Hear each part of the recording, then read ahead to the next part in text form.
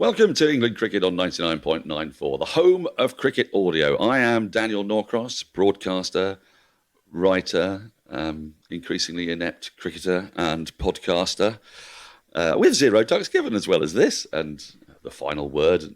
Oh, has that started? What? Zero ducks given, is that one Yeah. I recorded the 112th episode yesterday. Yes. Yeah, give it a go. You might like it. That was an interjection from my co-host, the delightful Rory Dullard, the puff pastry hangman of Press Association. I'm afraid it's going to stick. It's going to stick.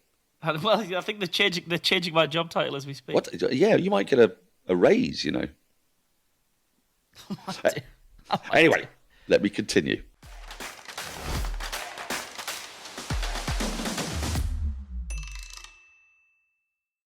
Because here we are your home for all England cricket content, and we'll be right here several times every week discussing English cricket. You can find us in your favourite podcast spaces on YouTube or in our 99.94 app. Thank you for joining us.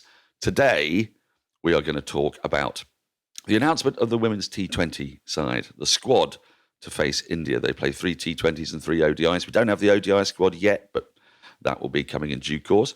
We will be looking at the women's 100 and the men's 100, the two competitions that ended, and see whether there were any bolters in there, if there are any clues for people who might come into the England setup, both women's and men's. Rory, let's kick off with the announcement of that women's T20 squad. It's pretty much the same as Commonwealth Games, but with one minor tweak, well, two minor tweaks. Well, one of the tweaks is in Heather Knight's body, unfortunately. So Heather Knight, as we know, it remains on the injured list. So Heather won't be around. Nat Siver continues to captain. And Catherine Brunt sits out. She is resting. And Lauren Bell comes into the squad. So the Catherine Brunt situation, I suppose, is just nothing more exciting or interesting than what we've been seeing in men's cricket for years and years and years, which is England finally have enough games and enough workload for the fast bowlers to say, I could do with a break. So, not ideal for them to be missing out on a player like Catherine Brunt in a big series against India, but weirdly positive that the women have enough cricket and enough high-level, intense cricket that Catherine needs to dip out. Yes, I guess so. I mean, I've been watching them all season, and she was being rested back when they played in the series earlier on against South Africa, and rested really quite quickly. So, I mean, she didn't play the Test match because she'd retired from Test cricket. Then she did play, I think, a T20 and then rested soon after, or an ODI and then rested soon after. So, obviously, they're managing her workload a bit. It feels to me, I can't help but think that this is sort of not managed decline, but managing out gradually of the setup. And yet, in the ODI at Northampton, I remember she was absolutely head and shoulders England's best bowler. On her day, she is still the most combative, the most attacking, the most dangerous, most wicket-taking threat that England have got. But I think she's actually becoming a little bit more inconsistent. If you try to compare her with Jimmy Anderson, and people do because of her longevity, she's been around for ages. Yeah, Anderson, it seems to me, has become more and more metronomic as time has passed. Brunt has become a bit sort of more daisy, some days she does, some days she doesn't. And it's a bit, it's intriguing. So look, you're right. There are plenty of options, aren't there? There's the likes of Kate Cross as well. Freya Kemp has come into the setup, very young, very exciting prospect. And still women's cricket, actually, despite us talking about these quicker bowlers, spinners are still the king, aren't they? Sophie Ecclestone's the best bowler in the world because it's probably the most effective form of bowling in women's cricket.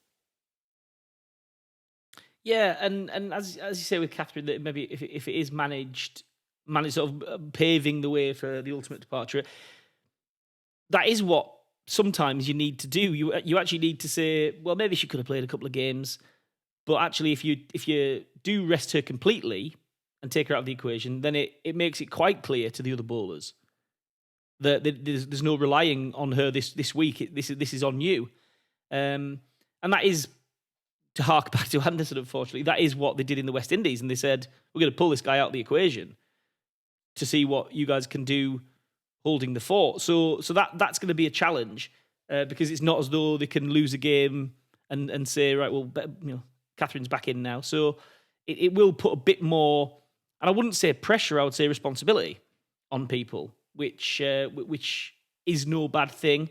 And it is, I mean, it has been, if we just, if we do look at it, there's probably one or two others who wouldn't mind a nice little city break and a trip to Centre Parks or something, because they started, if you look at the schedule that the England women's set up, really, they started with a test match, went straight from the test match. I don't think they went home. I think they went straight to the Commonwealth Games camp, the ones who were in it. Had all that thing, and that was an event that wasn't just a cricket series, so it probably had a few more demands on their time. They might have just been a bit more active around the place because it was such an interesting place to be at. From there to the 100, now the international setup is up and running again. It has been quite an ask, actually. And if there's one or two players in that squad who look a bit leggy or a little bit lethargic, or like they've had a pretty long run of it, it's because they have. Well, they have, actually. You're absolutely right. I mean, the test match preceded the T20 and ODI series against South Africa, so they had, 10 days of cricket there, spread over about 2.5, 3 weeks, straight into the Commonwealth Games, straight into the 100 for the elite players, that is. And this is a great thing. I mean, we were looking back at the COVID year of 2020, and priority had been made for men's cricket, mainly because of the broadcast rights issues. And women's cricket was really an afterthought. And eventually the West Indies came over and played some miserably cold matches in late September in Derby, which was... I did do one of them and became an icicle along with the players who were feeling it long legs. It was perishing. I mean, it wasn't really cricket, but the idea was, that at least the women weren't completely forgotten in a rather patronising way, whereas the men had fulfilled a whole bunch of one-day fixtures and 6 test matches. And quite understandably, there was a lot of peevishness around that, I think. And yet now the pendulum's flipped entirely the other direction. And if you want to see... I'm trying to think, Nat Siver in action, you could pretty much watch her pretty much every other day of the week from the beginning of July until the end of August, which is a great thing. But it will actually take its toll because, the women aren't used to the grind of county cricket, which is what men's cricketers are sort of brought up on. So these things are going to occur. I mean, within the squad, though, there are a couple of other notable things I think we've got to look at. One is Tammy Beaumont, still frozen out of T20s, and the other is Nat Siver and her being captain, because we'll move on to the women's 100 shortly, but she kind of stood down as captain, and Elise Villani stepped in almost as if it was all just getting a bit much. And maybe, looking at Siver's schedule, she's been, as I said, you can watch her every other day of the week for 2 months. Maybe it just become too much. Now she's going to take over the reins of being captain again when she's shown that she would like to have discarded it in the 100. And let's look at Tammy Beaumont, because I mean it seems extraordinary, but I think this T20 side is almost like being a youth development side with Kate Cross as the kindly aunt looking on but not playing. Do you know what I mean? She was there in the Commonwealth Games squad, didn't play.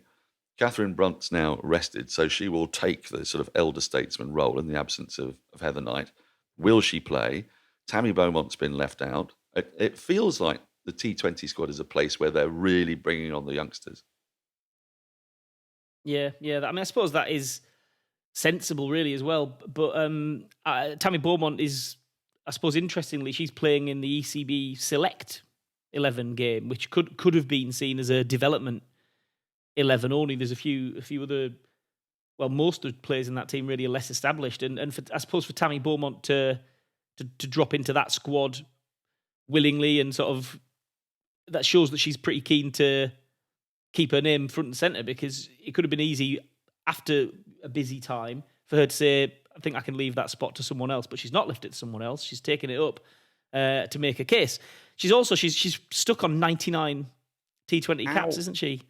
So Tammy Beaumont. So if there was a sort of a hunger to get back on the park and break back in, getting your 100th cap is a pretty, she's a batter and batters love hundreds. Yeah, So- I couldn't agree more. I mean, I'm absolutely sure that she's determined to get back in that squad. Just lastly, though, on the squad, on Siver, if we're seeing signs of burnout, and it's been increasingly prevalent in women's cricket because it hasn't just been about the matches they play, but the way they've had to play them. England's women last year went out to Australia for the Ashes, and the schedule was changed at the last minute.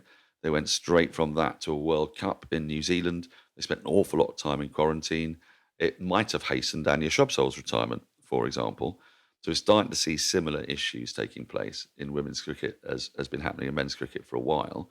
Who is the captain of that T20 side? 'Cause, Tammy Beaumont would have been an obvious one as captain of Welsh Fire, for example, but she's not in the squad. Kate Cross would be, I guess, but she's not been being picked because she's been captain of the Manchester Originals.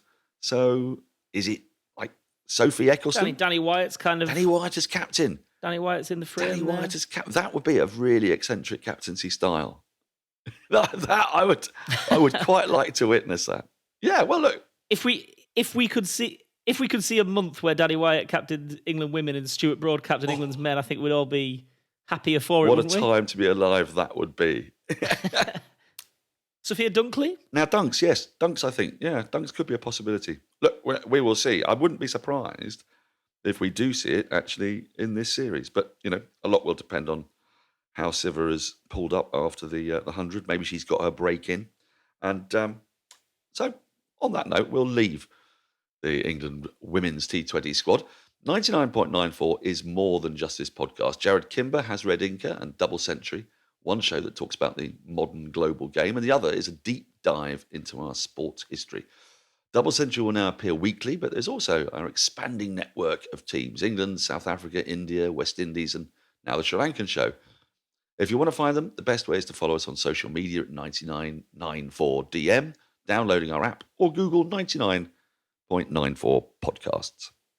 Now, in the second segment, I want to look at the women's 100. I attended the final on Saturday, attended the launch when the women actually came on second at the Oval. So the men went first, the women went on second. The only game they did that might be an experiment they try a little bit more of next year. But what I'm most interested in is not so much the fact that the Oval Invincibles, my team, Oval Invincibles till I die, cut me in half. I bleed fluorescent green with that little finger pointing up. Not only... Until 2028 at least. Yes, exactly. They won, again, the first two tournaments. They've beaten the Southern Brave, which is an incredible achievement, actually, because the Southern Brave, on paper, is a standout best team in that tournament by a long, long way. Very shrewd captures of signings from Charlotte Edwards, who knows exactly what she's doing. 9 full internationals in their regular starting 11. They put out the same team pretty much every time. The two players who aren't full internationals are Georgia Adams, who had a stonking 100, rediscovering form with the ball and bat. Crucial innings in the eliminator the day before, hitting 38 off 24. And the other player is Carla Rudd, who's been around for ages, can bat at 11 as a keeper, has beautiful gloves, pulled off a terrific stumping standing up to a quick bowler. They are the best team, and yet the Oval Invincibles did it again.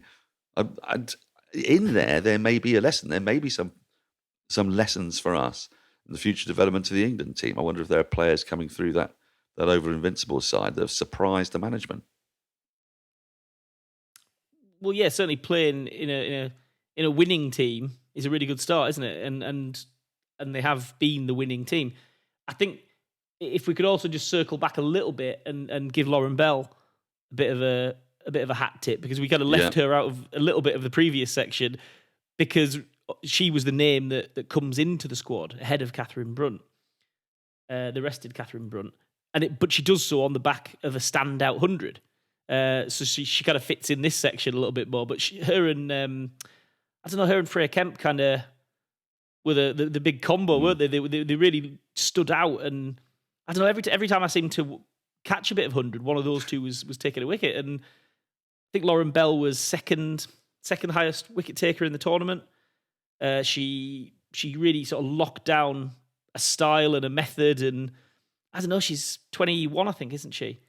and she does look like someone who could pick up those or step into those shoes of Catherine Brunt and have a pretty long and successful international career. So yeah, she I suppose the trust and faith they've shown in her to take that spot and step in for Catherine Brunt is in some part based on her stepping up again in the 100 and carrying a lot of responsibility and a lot of big moments in that team. And she got a beauty of wicket in the final, didn't she? It's probably I don't know, that final, both finals actually potentially were pretty flat, and there was a lot of the wickets were just quite ugly, mistimed. It was a bad pitch. Sticky it was shots. a bad pitch again at Lords. Another bad pitch. It was, and actually, but Lauren Bell's wicket midway through the innings was an absolute beauty. It was that's the one that somebody in the truck is waiting to clip up for the highlights package, and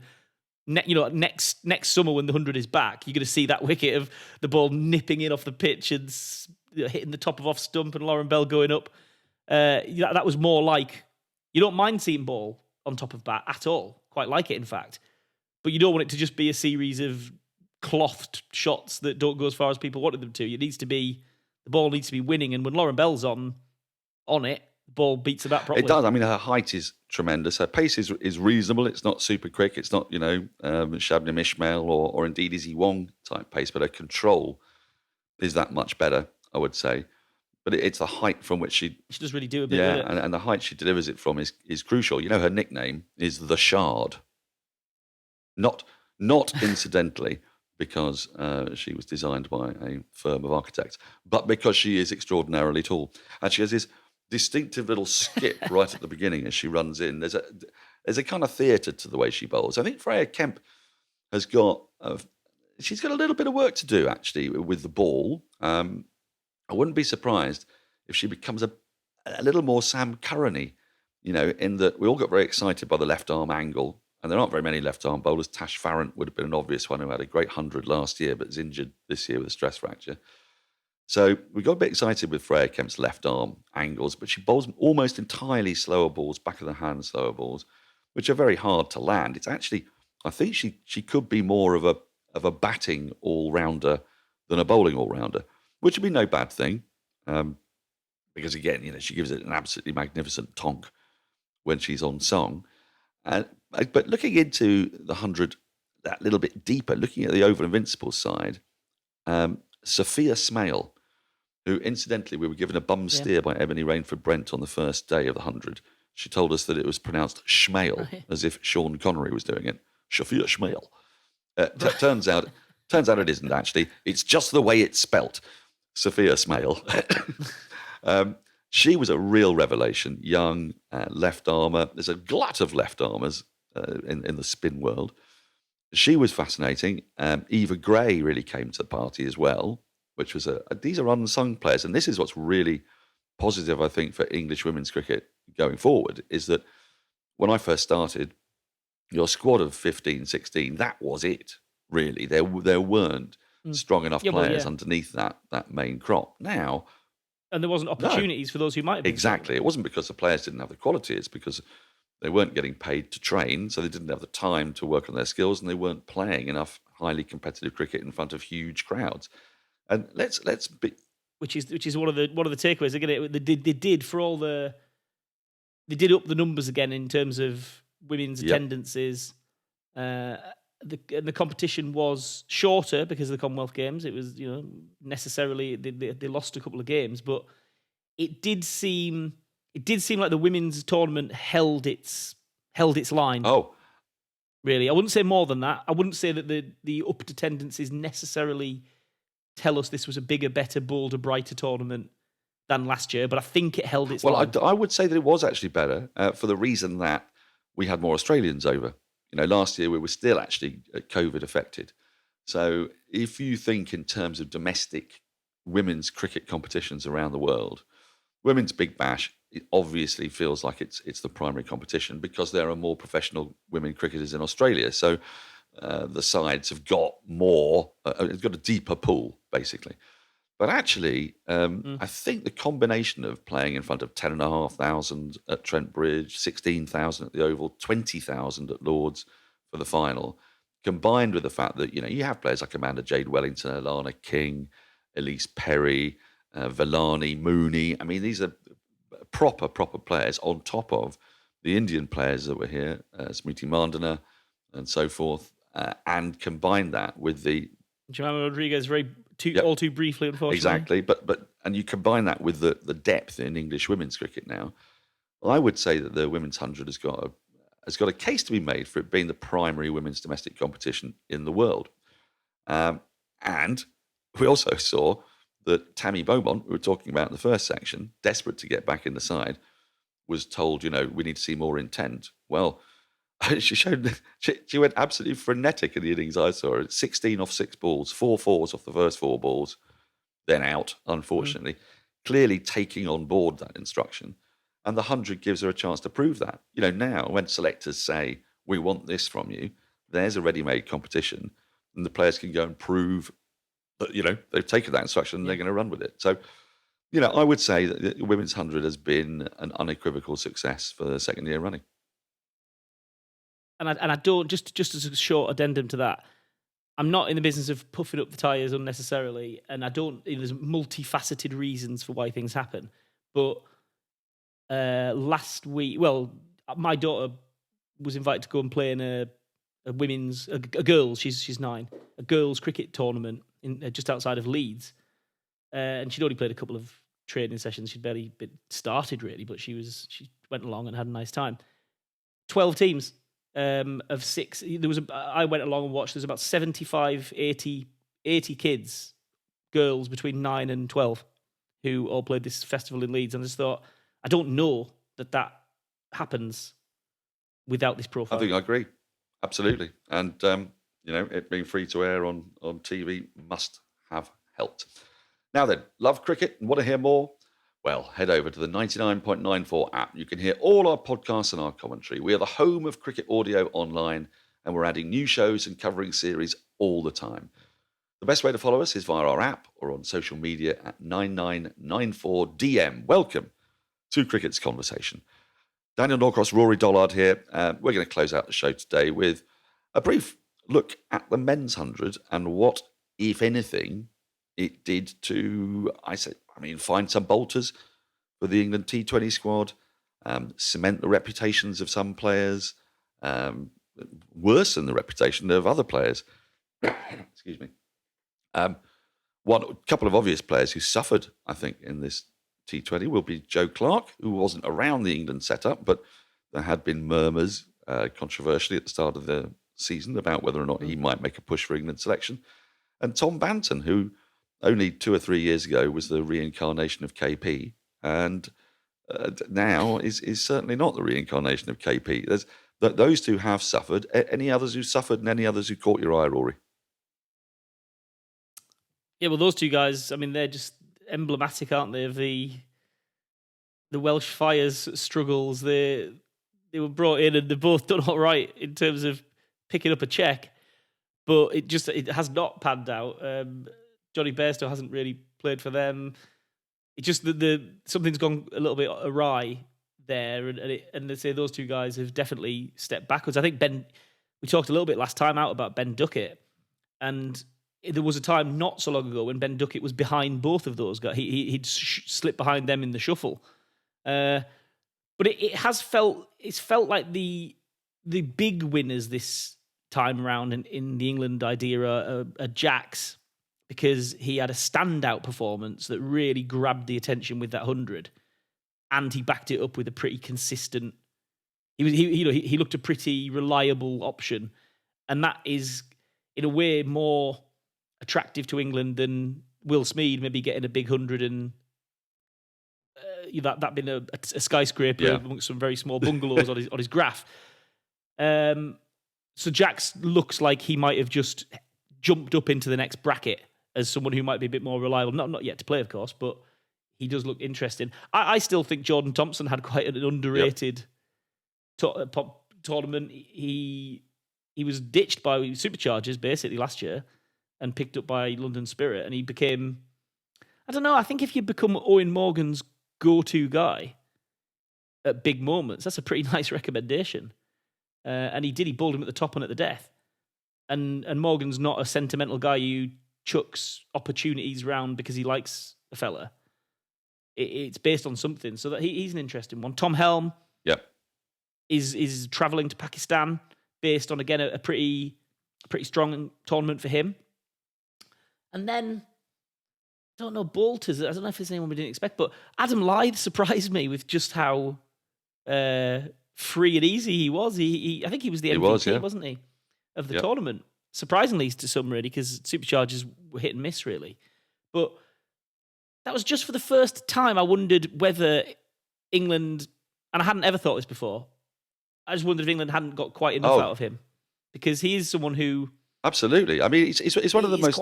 quite a talented hitter, good slip catcher, and he's going to, unless something unusual happens, he's going to slide out of cricket sometime in the not-too-distant future with unfulfilled at the top level. Well, I absolutely agree. It's amazing, isn't it? They never went back to him for Test cricket. He's had 4 or 5 years when he's been outstanding at the top of the order for Yorkshire in T20 Blast, hitting hundreds. It's kind of strange he's never really been part of the conversation. I don't really understand why. And the same would go for Laurie Evans, a guy who has captained that side, captained the Manchester Originals when Jos Buttler was injured, put himself straight at the top of the order, because that is Laurie. He's got oodles of self-confidence. Excuse me. And he didn't disappoint. I mean, his performance in the Eliminator, opening with Phil Salt, who's clearly seen as a sort of like-for-like replacement. He's an opening batter wicketkeeper. So when Jos Buttler's injured and Johnny Bairstow's out of the tournament, he's definitely going to be around. But, Laurie Evans has got a very wise old head. And people talk a lot about T20 being actually a kind of an older man's game, because it's so tactical. It so requires you to be calm and make the right choices in the moment, that it feels like it's a young dasher's game, but actually you need to be pretty composed and know what you're doing. It's one of the reasons, I think, why Will Jacks has attracted the attentions, because he's captain Surrey. He's an extremely equable, kind of on the level young man. He doesn't feel like a sort of explosive batter like, say, Tom Banton. He feels strangely, while sitting against all parts, like he's doing it with measure. And I think those are guys. Laurie Evans is one who I think, like Adam Lyth, is going to be really unlucky not to get an England T20 cap. Yeah. And if we look back on the final as well, we should give something to Lewis Gregory, because he, in what was, we needn't go over the fact that it was a useless pitch and it was a bit flat and a bit stodgy, and it was heading towards a bit of disappointment and people sort of giving it a bad rap. And actually, Lewis Gregory saved the competition by conjuring up out of nowhere a bit of a grandstand finish. But he's a guy who, 30 years old, he's played 12 times for England, 3 ODIs, 9 T20s. And he looks like a fella who's always been in and around battles for trophies. He's not coasted through county cricket by any means. He's been in the hunt all the time, and he bowls, he fields, he bats. But he's just been maybe a couple of percentage below what they were looking for England. But it does seem that he might fit into that category as well, of someone who maybe had a bit more to offer. And at 30, did they go back to Lewis Gregory? Well, I don't know. Wasn't it instructive that they've got a hunch on Gleeson, and it was Gleeson bowling to Gregory with 11 needed from the last 5 balls, and Gregory turned that game on its head in 1 minute.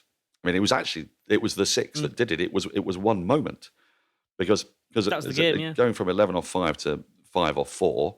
Then Gleeson straining because he feels he's just missed the block hole, so he goes that little bit fuller, and his next ball is a poor one. Shin high full toss, and the game is gone. But that's because of the 6 that happened before. It's one of those extraordinary moments in a game of cricket when you really can point at one delivery, and because it wasn't the worst ball, it was an incredible shot, whip of the wrists, flies into the grandstand, flat as a pancake. And I mean, I can't remember. I think it was 4 years ago, 2018, when Gregory ended the T20 Blast with plenty of runs at a strike rate in excess of 200.